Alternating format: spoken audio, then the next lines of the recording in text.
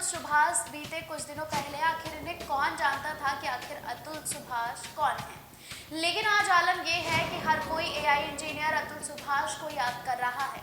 आपको बता दें, एआई इंजीनियर ने बेंगलोर में आत्महत्या कर ली और उससे पहले एक वीडियो जारी करते हुए अपनी पत्नी पर गंभीर आरोप लगाए हैं। उन्होंने बताया है कि 2019 में उनकी शादी जौनपुर की ही रहने वाली निकिता सिंघानिया से हुई थी। शुरू में सब कुछ ठीक रहा, लेकिन जब निकिता बेंगलोर से जौनपुर वापस लौटी तो उनका व्यवहार बदल गया। निकिता ने पति, सास ससुर और देवर पर दहेज उत्पीड़न और घरेलू हिंसा का केस कर दिया। अतुल ने 24 पन्ने के सुसाइड नोट में कई गंभीर खुलासे करते हुए बताया कि आखिर क्यों उन्होंने खुद को खत्म करने का फैसला लिया। अतुल ने बताया कि उनकी पत्नी निकिता ने उन पर आरोप लगाने के साथ ही माता पिता और भाई पर आरोप लगाए थे। इसमें हत्या की कोशिश, अननेचुरल सेक्स, घरेलू हिंसा और दहेज की मांग जैसे आरोप थे। इसको लेकर दर्ज केस में ऐसी धाराएं थी जिनमें आसानी से जमानत नहीं होती है। पत्नी गुजारा भत्ते के रूप में 3 करोड़ रुपए मांग रही थी। अतुल ने अपनी पत्नी निकिता, सास निशा सिंघानिया, साला अनुराग सिंघानिया और चचेरे ससुर पर आरोप लगाए हैं। अतुल ने कहा है कि 2 सालों में अब तक कोर्ट में 120 तारीखें लगी, जिनमें से 40 बार वो खुद बेंगलोर से जौनपुर पेशी के लिए आया। उसके माता पिता और भाई बिना वजह कोर्ट में चक्कर लगा रहे हैं। तो अतुल की मौत से सभी हैरान हैं और इसके बाद भी अतुल की मौत का खुलासा तब जाकर हुआ जब अतुल ने आत्महत्या कर ली। तो देखिए ये वायरल वीडियो।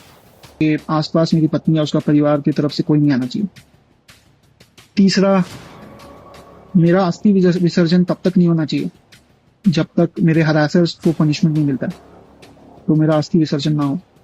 अगर इतने सारी चीजें, एविडेंस और सब कुछ होने के बाद भी अगर कोर्ट, ये जज और मेरे बाकी के हरासर्स को पनिशमेंट नहीं देती है और बरी कर देती है, तो मेरा जो अस्थि है वहीं कोर्ट के बाहर किसी गटर में बहा देना चाहिए, ताकि मैं ये जान जाऊं हमेशा हमेशा के लिए, मैं ये अपना लेसन सीखता रहूं कि इस देश में क्या वैल्यू है एक लाइफ की।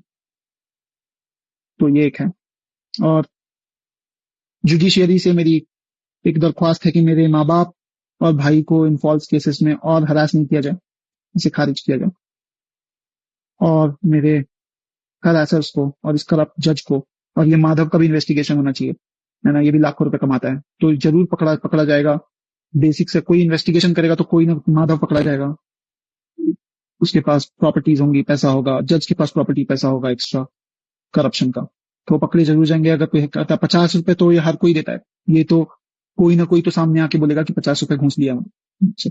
तो ये तो सार्वजनिक बात है। अगर ये सब भी नहीं पकड़ पाते हैं तो फिर मेरी अस्थियां बहा दी जाए गटर में, कोर्ट के बाहर। तो ये मेरी कुछ अंतिम इच्छाएं हैं। इसी के साथ मैं ये वीडियो बंद करता हूँ।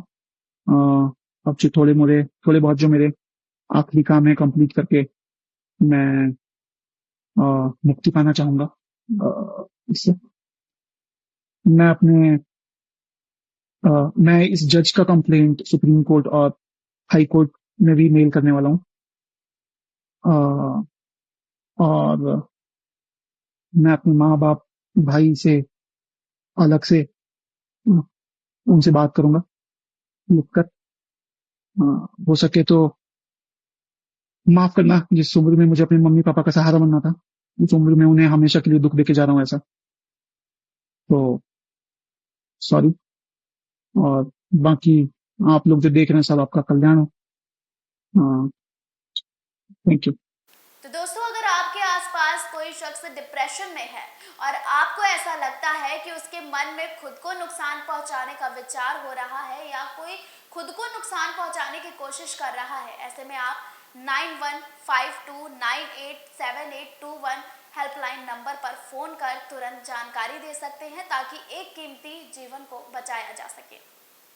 तो आपको ये विचार कैसा लगा, कमेंट बॉक्स में ज़रूर बताइएगा। और एआई इंजीनियर अतुल सुभाष की मौत पर आपकी क्या राय है, कमेंट बॉक्स में अपनी राय हमें ज़रूर बताइएगा।